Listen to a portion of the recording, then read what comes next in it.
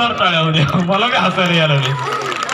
हे खरं सांगा मजा येते का नाही? आता मला सांगा, इथून पुढे आधी गेम घेणार आहे ते नॉमिनल गेम घेतच नाही मी. चला आता तुमची बारी. खाली बसायचं, खाली बसायचं. नाव देऊ का त्यांचं?